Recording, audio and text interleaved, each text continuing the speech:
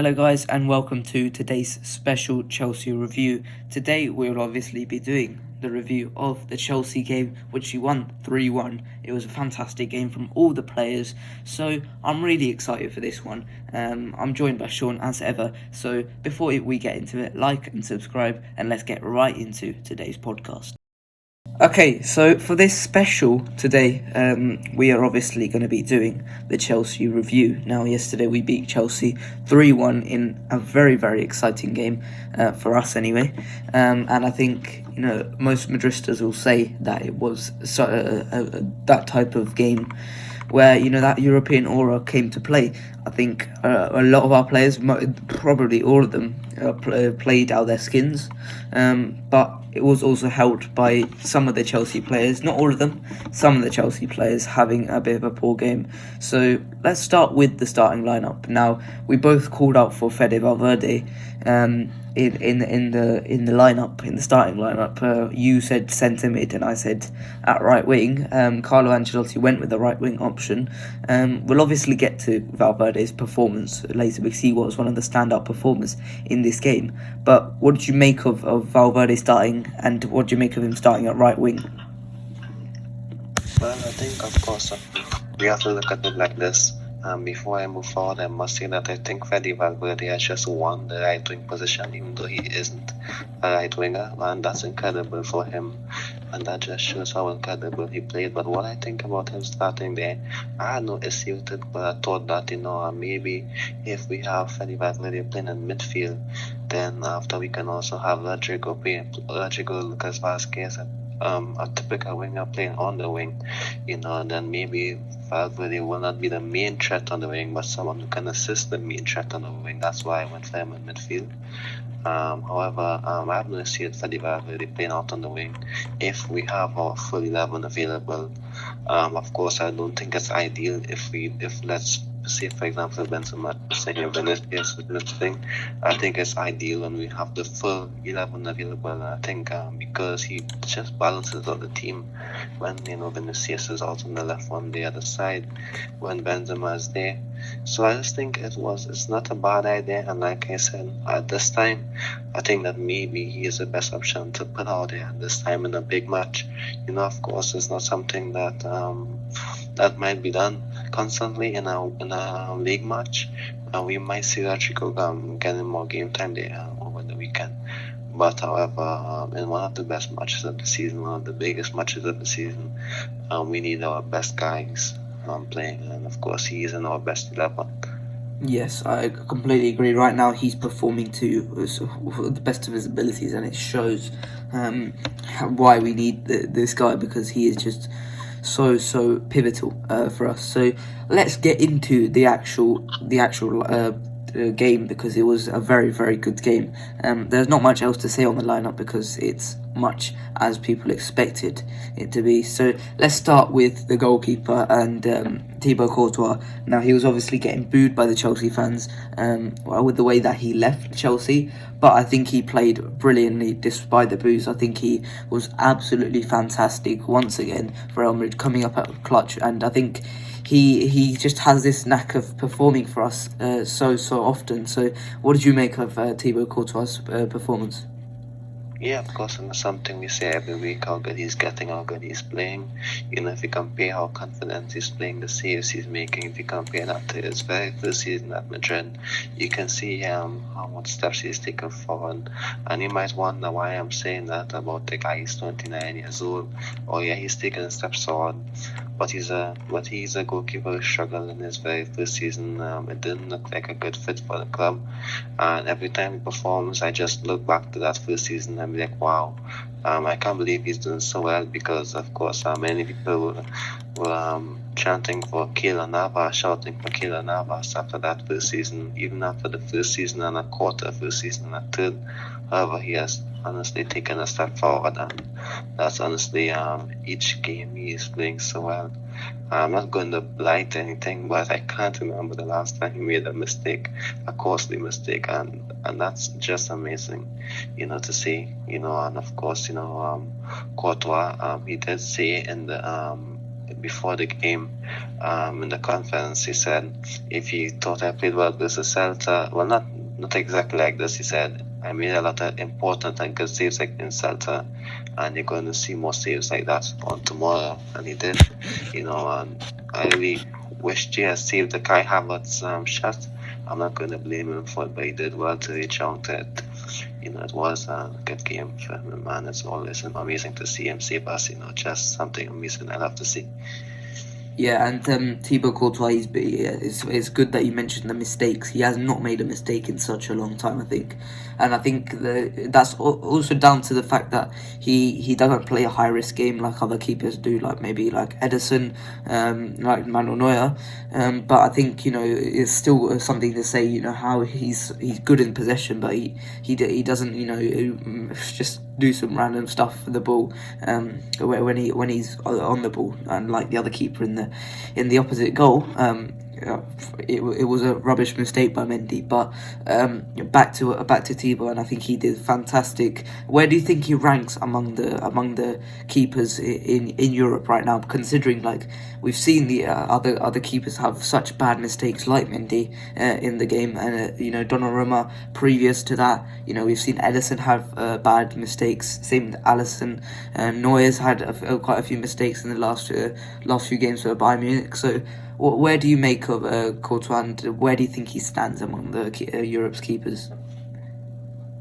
I think, personally for me, Thibaut Courtois is number one.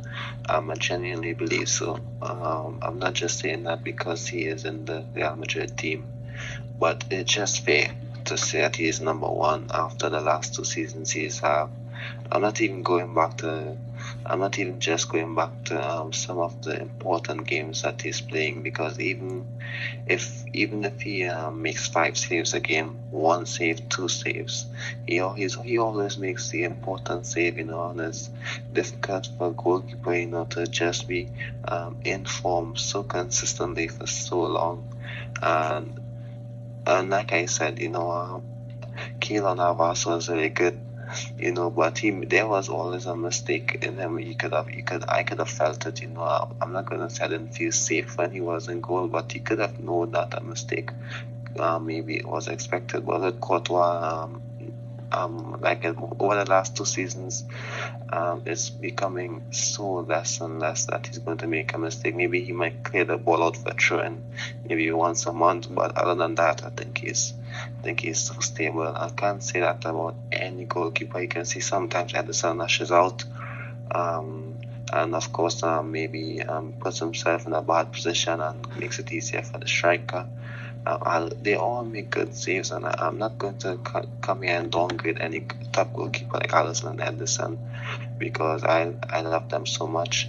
As a goalkeeper, I think they all are unique in terms of their ball playing ability, how quick they can come off their line. But I do believe that some of the saves that Courtois is making, other goalkeepers just may not make those saves. Maybe Neuer is up there with him at this time, because Neuer is playing so amazing. But the last game I actually saw Neuer play was the Benfica game in the group stage, where he made some amazing saves. But for me, I would go Courtois as number one, because he doesn't make any mistakes. He keeps it simple. He's so smart. He knows how to make the right decisions, like he said. So I'm not going to downgrade any other goalkeeper, but I do believe that in terms of shot stopping, positioning, and of course, just being a goalkeeper, handling, just everything, I believe that he's number one at the moment. Yeah, let's move on to the defence now. And I think all of them had a good game. Let's start with the fullbacks. These two, now we're often caught for scapegoating Daniel Carvajal, but I think he had a good game today. I think he done really well under pressure. When he got pressed by the Chelsea attack, I think he went down quite a bit, in good positions for us. Won a good few fouls. He wasted a bit of time. I think he did well in that instance. And for Mendy, we both criticised his crossing ability, but his ability under pressure, just to dribble out is very, very good. I think it's quite underrated, actually. The way he could just dribble through the opponents and come off, without any tackles on him. I think it's very, very good and very, very useful. So, what did you make of these two's performances in this game? It was quite a decent performance. It's not decent. It was a good performance from both of them. Carvajal, despite you can say was one of the players who lost the ball for the first goal, he did make some important interceptions, blocks. His positioning was also better after the goal or even before the goal. So I believe that. Of course, Mendy, like you said, I've been seeing him doing that, just dribbling out of danger, a few times this season and last season as well. And I'm not getting as nervous as I used to before, which is good, But however, I believe that they were good today, especially Carvajal after we criticized them rightly so over the past month or 2 months. But I believe that I would like to see that more from him. I would like to see a bit more consistency now. Hopefully he can use that. To move forward. And if he's struggling because he's getting older, then that's okay. We understand that. But of course today was good, solid performance from him, and I would like to see that to finish the season. Yeah, let's talk about the two, or we should say three, because Eder Militao came off eventually due to a knock. Hope he recovers quickly. Not sure the details on that injury.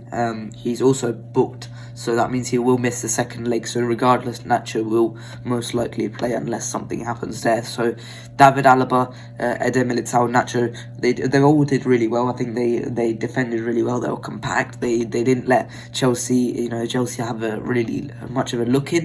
There's a few opportunities. I think that Lukaku header, which he headed just wide, I think they could have done better there. Their positioning wasn't great there. I think with the goal, I don't think they could have done much else. I think that was a bit of Daniel Carvajal's fault there, because I think he that marking wasn't great by him. But I think largely they both had a good performance here. David Alaba got forward on a few occasions, caused a bit of a problem. It just lacked the final pass just to get in behind Chelsea. But largely I think they both did fantastic in this game. So what did you think of their performances? Yeah, definitely. Of course, I must say I'm a bit worried with the fact that Militao would miss the second leg, because of course he's so important, and even despite who plays, whether it can be Pulisic, Havertz, or even if Lukaku plays, I think he is the best player to handle those sort of players. Nacho isn't a bad centre back, but of course I would prefer if Militao and Alaba plays. Because of course I'd always look back to the Ajax game in 18-19 when Sergio Ramos was suspended and Alaba had to fit in for him. Not Alaba, Nacho had to fit in for him. I do apologize, and of course the game didn't go so well. So of course I'd prefer if we have our best 11 for the second leg. But Nacho did well when he came on. He did well in marking Lukaku for one attempt. I think he lost him for another one where Lukaku could have scored. And as long as we're giving up these chances, like the first goal, like the Lukaku header, I believe that Chelsea will still be in the game. However, I can actually have faith in Alaba and Nacho in this game, in this one-off game, and Alaba as well, for a player who isn't seen as a centre back and more of a left back. He was quite solid in one of the most, and not just this game, but two of the most important Champions League games of the season. Yeah, let's move on to that midfield now. I would like to take this opportunity to apologise to Toni Kroos, because I've been unfairly criticising him over the last few games. I think a lot of it's down to how Carlo Ancelotti has been using him, to be honest, because last season he was superb. It's just he's taken a bit of a dip this year. But I think yesterday he had a fantastic performance once again, Toni Kroos, in that deep line playmaker role, and Casemiro bombed on, and I think that really did well for us. I think Toni Kroos, to help us out of pressure, he did really well. He released Benzema, Vinicius on a few occasions. I think he did really well, and I think a lot of this is down to Chelsea's midfield. They don't have enough numbers there, to be honest. Jorginho and N'Golo Kante were the only two there. Tuchel spotted that, and he added an extra midfielder in the second half by putting Kovacic on and taking off Kante, and also putting on Ziyech. but I think in the end, I think the first half damage was done. Toni Kroos really took full effect on that two-man Chelsea midfield, and we often praise N'Golo Kante for his ability to run that midfield on his own, but Toni Kroos today he couldn't do that, and Toni Kroos and Modric and Casemiro, to be fair, in possession Casemiro did well. They all three of them, they took advantage of that two-man midfield. So how did you think they played? Yeah, and of course Ferdinand did say that as well. He did say that with Toni Kroos he invited a lot of pressure on himself to open up lanes for other players. I would also like to apologize to him as well, because of course, like you said, I did have articles saying that he shouldn't start the game, and that's mainly because I didn't believe that Ancelotti would have had the team set up so properly. And I believe that had the team been a bit more organized this season, we would have seen Toni Kroos a bit better, a bit more, of course, a bit more consistent. So I do believe that it's also down to the way Ancelotti set up the team. So I hope Ancelotti saw that if he wants to go with that midfield with Toni, Luka, and Casemiro, he needs Fede Valverde in there as well, to help them out. Because of course, Toni Kroos, I don't think he would shine if it's just him, Luka, and Casemiro. So, I think it's all about the setup. I think today it shows that he can still be an important player for Madrid. However, I really do hope that we can, it shows that without some of our key players, the other teams have struggled. So I do hope what we can do is that we can, maybe in the transfer market, if Ancelotti is staying on, the key thing for me to get these guys playing is have efficient backups who can be trusted whenever our main guys isn't available. So when they're missing, we can still have our top performances, and each player will feel comfortable playing, especially Toni Kroos, who looked comfortable today with the team that he had with him. Yeah, I think all three of them had a fantastic performance. I would like to point out Casemiro as well. It's not us that often criticise Casemiro. I think we both give Casemiro a bit of a leeway. But I often see criticisms of Casemiro on Twitter because of the fact that he's not great in possession. I don't think that's his fault, to be honest. We've always known that Casemiro is not the best in possession, but when he's used like this, just dropped in between the two centre halves, and just to sweep up behind them, making imported interceptions, making brilliant tackles, he did so well in doing that. And I think Casemiro had a standout game yesterday, so he was fantastic as well. And I think if Carlo wants to get the best out of this midfield, I think he did perfectly, in how they set up, because these three, they need that energy in front of them with Fede Valverde. And I think he did really well. So that was really good from Carlo there. Let's move on to the Fede Valverde on an individual basis. Because he was fantastic throughout this game. Apart from Benzema, I think he was the standout performer of this game, because he was just running that attack in terms of energy. He was driving the whole team forward, and I think it showed how important he can be in these type of games, because ultimately we don't have enough energy in midfield. I've had that point drilled into me with the English media, because often when we're talking about the pundits, it was Steve McManaman, Rio Ferdinand, and Joe Cole in the BT Sport yesterday, and I think it was drilled constantly. They kept on saying Real Madrid's midfield is just too old. They can't run. And that's why Fede Valverde, he is the most important player of that midfield, because he needs to be there just to run around and pick up N'Golo Kante. N'Golo Kante had largely basically a nothing game, because I didn't see N'Golo Kante too much in this game. I didn't see him impacting the game going forward. I didn't see him making too many big tackles, to be honest, and that's something unusual from Kante, and I think Valverde had so much to do with that. And also Antonio Rudiger. We often see Rudiger, move forward with the ball, dribbling forward, making bursts from defence. Valverde completely stopped that, and I think he tracked Rudiger really nicely from defence. Stopped Cesar Azpilicueta from doing much with the ball, because we know how good Cesar Azpilicueta is with the ball at his feet. He helped Dani Carvajal. Dani Carvajal didn't have to have many one-on-ones, which is where you don't want Dani Carvajal to be playing.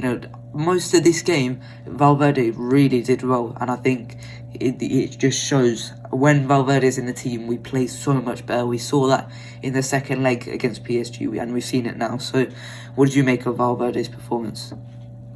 Yeah, I'm not going to say much on this because what he said was absolutely perfect, and I think that's all everyone needs to know. He makes the team better, he makes the midfield better with Toni Kroos and Luka Modric. He is the glue that's holding that midfield tree together now, even though he isn't really the midfield tree, but he is holding it together. He helps Carvajal a lot as well, like you mentioned. So I think that's important, that he's doing so well. And I must also add that if you look at the game last season, what N'Golo Kante and Mason Mount and all the other Chelsea midfield did to us, how they dominated us and they ran all of us. I think very Valverde fixed that on yesterday. So I'm not going to add too much because what you said was exactly what everyone should know.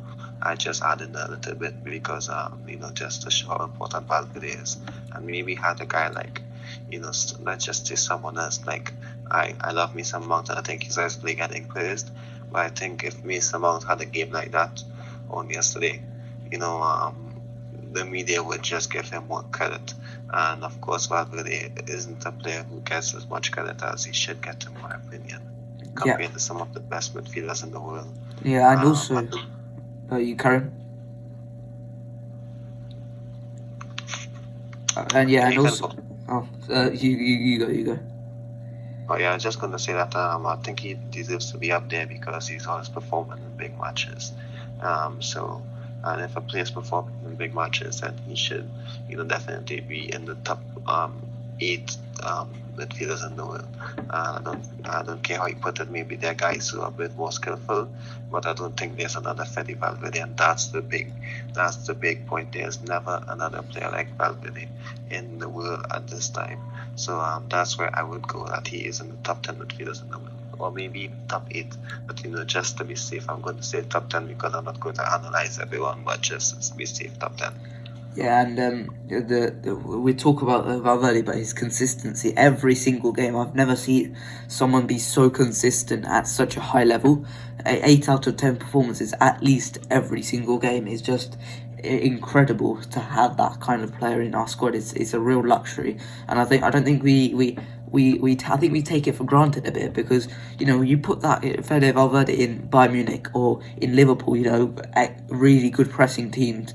Valverde is suddenly one of the best midfielders in the world, and I think we just don't use him that way, as much as we should.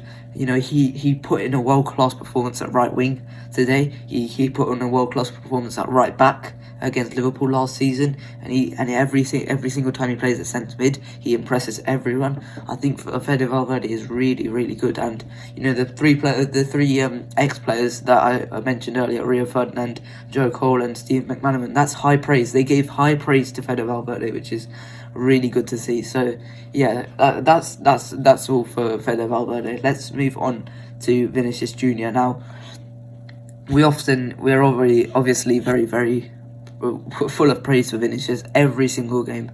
I think he's dropped off quite a bit, in the last few weeks, few months, because of the fact that La Liga defenses have suddenly started to wisen up to Vinicius Junior. I think they've started to understand how to stop him, which is double down. And we know that La Liga refs don't really protect him in terms of yellow cards, giving yellow cards to the opposition. But today, Tuchel, it's really surprising to see Tuchel make such a mistake in such a high profile game, because we all know that Tuchel's such a brilliant tactical mind, but having Vinicius one-on-one with Andreas Christensen was such a bad idea for Chelsea, and Vinicius really just repeatedly rinsed him, every single time, darted in behind him. Christensen just couldn't do anything, and before this game, Christensen was a bit of a doubt as well in terms of injury. You don't want to have a half-injured player one-on-one against Vinicius Junior because it's just not a good idea, and someone like Andreas Christensen is just it was such a bad idea to have that. And in the second half when Reece James came up against Vinicius Junior, I think Vinicius Junior had less to say on the game, but the damage had already been done, and I think Vinicius Junior was fantastic. Constantly being a threat in behind.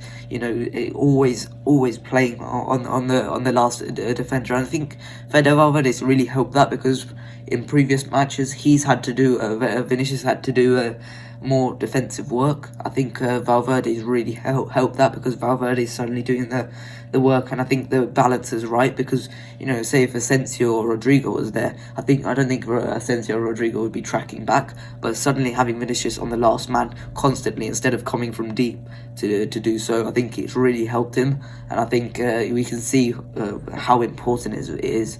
And that's all I've got to say really on Vinicius Junior. So what anything else to add on Vinicius Junior for you?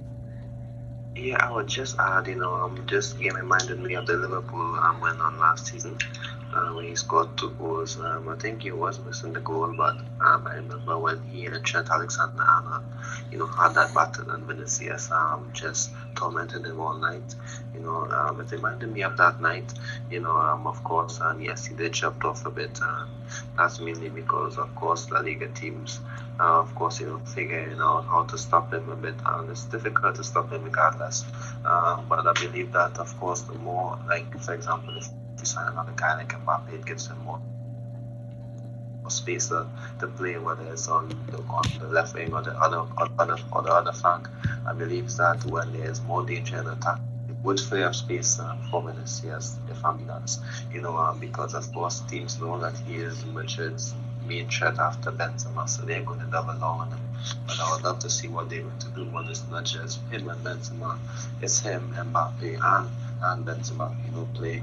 It's going to be more difficult for teams to stop him. Yes, teams will focus on him now, but I don't know how they're going to focus on him when, of course, we have more players in our arsenal. But however, that's it. Of course, he works hard defensively as well. So that's important for him, which I believe should be one of the main reasons he should always play for this team. Just the work ethic he has, in my opinion. You can't get that anywhere. There's so many top players in the world, but it's difficult, just to see that effort in defense as well. The same effort he uses to goes forward is the same he uses comes back and help the defense. We believe that, if I'm being honest, maybe he has beaten a bit too easily by Reece James when of course Chelsea got that goal.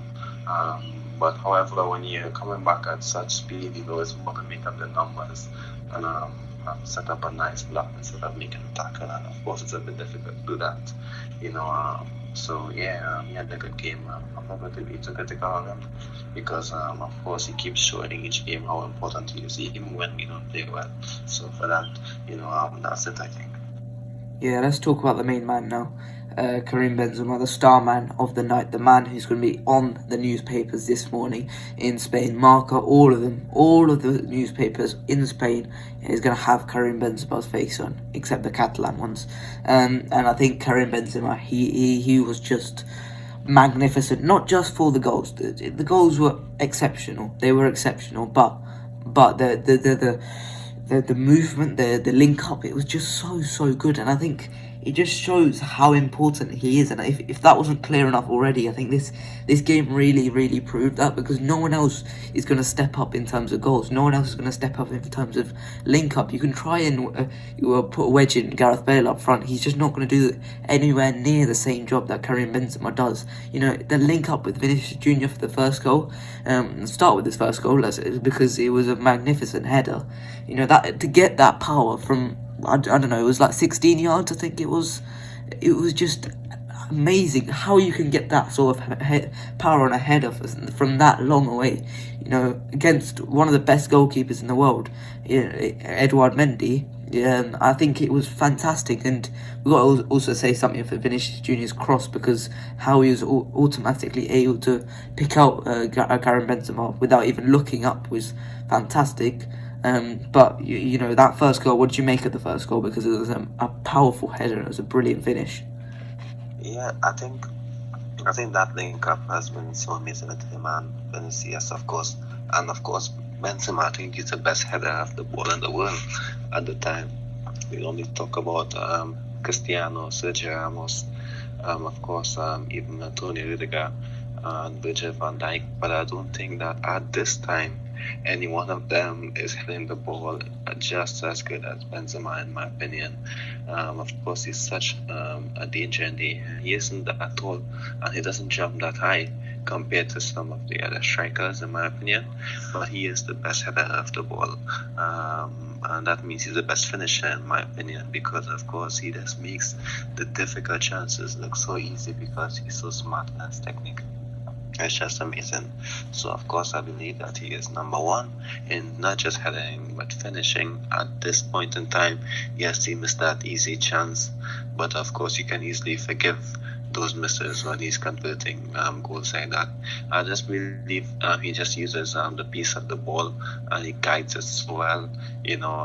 So the same piece Vinicius sent it in, he just had to guide it into the goal. And you can see for the second header, it was the cross was a bit more lofted, so it was a bit more difficult for him to get power on it, so he had to use placement. And of course, and that's the intelligence we need, and that's amazing. In my opinion, that's something not all footballers have, but he does. And to finish those headers is just amazing. And when you see Lukaku coming on and missing a header, just closer than Benzema, easier chance than Benzema, it just shows how far ahead he is, ahead of some of the top strikers in the world. And I'm not being hard on Lukaku. He's having a hard time at the moment this season. It's reminding me of the Manchester United days where he was struggling for confidence a bit. I think that's maybe why he's missing those chances now. But of course, Benzema isn't struggling for confidence or form. He is always confident since maybe 2018. Of course, he is the main man. So I do hope that he continues for many, many more seasons, because I don't think that, like, there's no Freddy Valverde, there will never be another Benzema. There are so many goal scorers in the world, we know, but there's not another Benzema. Yeah, and when we're going to eventually have to replace him, we're going to have to find a player who's he just doesn't replace him. He needs to do a completely different thing. We need to play accordingly to that, because Karim Benzema is just that type of player. He's irreplaceable. We can talk about Cristiano, but ultimately Cristiano's goals were irreplaceable. Having those 60 goals, we had to reinvent ourselves. Under Zidane, that not in the 18-19 season, because the 18-19 season was horrible. But the season after, we were, instead of being that type of attacking team, we were going to be that type of boring team.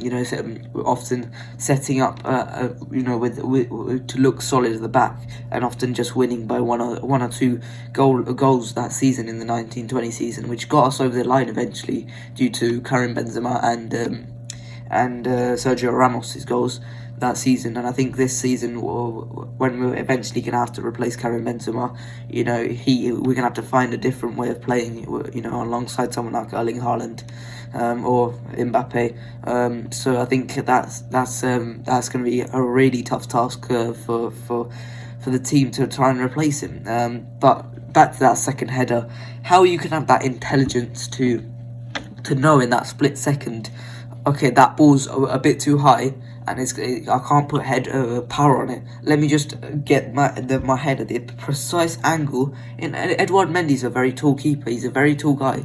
There's just like a few inches of space to get that ball into the back of the net, and he directed his head perfectly in a perfect angle to get that into the correct place. It was just incredible, and I think it's one of the best headers I've seen in the Champions League probably ever. just for the situation as well, to go 2-0 up at Chelsea after a few minutes, it was just fantastic. And the third goal, if obviously Edouard Mendy makes a mistake, and Rudiger should have really just cleared it into Rosette, but ultimately Benzema's instincts just to press Mendy at that exact point and cause a mistake. He does this quite often. We've seen him do it against Bayern with Sven Ulreich. We've seen him do it against Liverpool, Loris Karius. We've seen him do it against PSG last round against Gigi Donnarumma, and now we've seen it against Edouard Mendy. And I think Benzema just shows, his instincts just to go like that. It's just so good. So, what did you make of that third goal? Yeah, it's instinct, it's work ethic as well. He works hard to get those chances for himself. Not maybe when some people are just chopping off and saying, okay, it's back to the goalkeeper, let me just let him have an easy pass. Benzema would work hard to pressure the goalkeeper, maybe get chances out of nothing, and that's something that not all strikers would have that effort. Of course, we are moving into a more pressing game with more players implementing that. But for Benzema, it's not just about the pressing and the work ethics. Like you said, it's the intelligence as well to know when to do it. How to execute it, how to position his body when he does try to win the ball.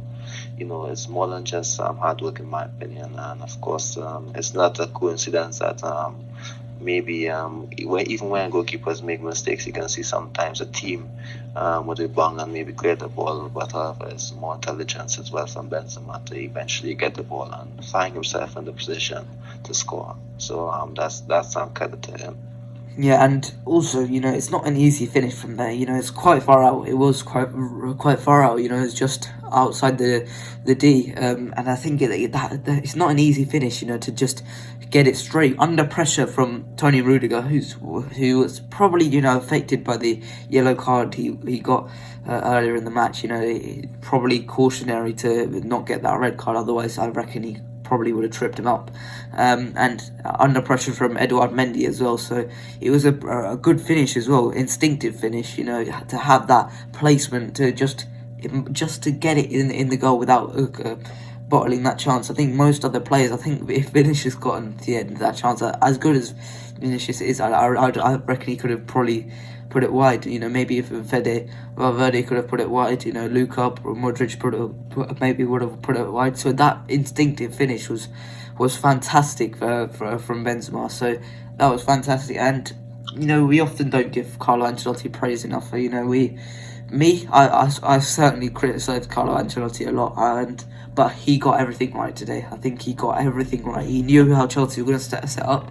I think you mentioned how you weren't confident on Carlo Ancelotti, outplaying Thomas Tuchel. Well, he did that. He absolutely outplayed Thomas Tuchel, and he won the game of chess in this match. I think he completely dominated the Chelsea's tactics. He overloaded them in the first half, and the second half it was just game management. Just to keep that 3-1 lead ultimately.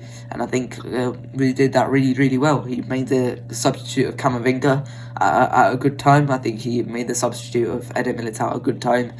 He took off Fede Valverde later on. So Dani Ceballos also had a quick cameo. He did all right. Same with Gareth Bale. I don't think Gareth Bale done anything of note, but they all really did well, and I think it was a fantastic performance. So, have you got anything else to say on Carlo Ancelotti? Yeah, well, credit where it's deserved. Of course, we all know that maybe there's a lot of flaws which we're not going to get into because we touched on that so much times. However, I would just say that he did show that when he has the full squad available, he can definitely set up a team. To win important matches against any coach, I would believe, and I would say any coach because I see him done it against Pep Guardiola in the past. So I would definitely say that with the full team available, I would feel more confident with him. Having those kind of games. However, let's just say one player is missing, and do believe that can show off the entire system. that can maybe throw off how the game goes. So that's all I'm going to say. Of course, he did really well today, and he deserves a lot of praise, in my opinion. But it's a game that gives me confidence when we have our full squad available. I do believe that without, let's just say, Valverde or Benzema, maybe the game wouldn't be as, let's just say, tactically great as we think. But however, he had the team available, he set them up, and of course they responded to him and we won convincingly. And of course we managed the game well. He managed the game well as a coach, and of course that's just how good he is as a coach. However, he has his flaws. However, just for today, I'm not going to touch on it. I'm just going to say he showed why he has the capabilities of being a Madrid manager, and I do hope that he can use this game to take some steps forward to end the season as well as possible. So even if he stays on next season, he would just make it a lot easier for everyone. So that's all I'm going to say. Yeah, and just to wrap up this podcast, come the second leg, this is not over. This is definitely not over. 2-0, 2 years, it's just 2 extra goals for Chelsea to surmount, and I think I've seen Chelsea enough this season to say that they've got the quality to make up those 2 goals pretty quickly. So we've got to be professional second leg. This, as much as Thomas Tuchel said, it is over for his team. I don't buy it. I think it's probably a bit of mind games. I think this is just not over. Second leg, it's going to be much more difficult. Chelsea are going to come out firing. Thomas Tuchel will learn from his mistakes. Let's hope they lose against Southampton this weekend. But I think Chelsea will be up for that second leg, and we've got to be careful for that. And I think we've got to manage that. Who are we playing this weekend? Because I'm not sure about that. It's Getafe. Not a team that I would like to play within these 2 massive matches, but nonetheless, we will move and we will hopefully win against Getafe, but we know how Getafe plays. Largely we've got to go into that second leg, be professional. Carlo Ancelotti has won this tournament 3 times. He's probably one of the best managers to manage that game second leg, so let's hope we can do that. But apart from that, that's it from me. Have you got anything else to add on this game, or anything about the second leg? No, that's it. Of course, like you said, it isn't over, and with Militao missing, we have players like Casemiro who will be so important, to continue in Chelsea. But more on that, I'm sure they will be the game as well. So of course, not much I would have to add. Yeah. So that's it from us today. It was obviously a special today, so thank you guys for listening as of ever. Like, subscribe, and I'll see you guys later. Bye bye.